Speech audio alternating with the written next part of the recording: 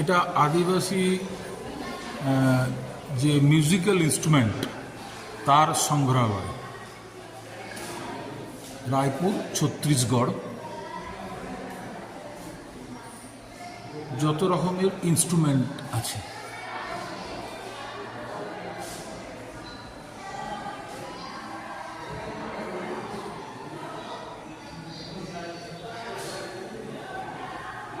বাদ্যযন্ত্র যেগুলো আমরা বলি,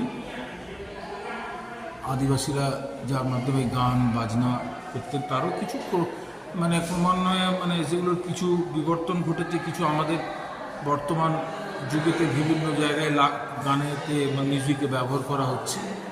স্বাভাবিক, একটা মিউজিক একটা ইনস্ট্রুমেন্ট আবিষ্কার হলে তার একটা বিবর্তন তো ঘটেই। তারপরে ওরা যেভাবে সেই ময়ূর পুচ্ছ মাথায় দিয়ে নৃত্য করে, তারপরে খঞ্জনি যেটা বলি আমরা, যেটা বাজায়, সেটাও রয়েছে এখানে।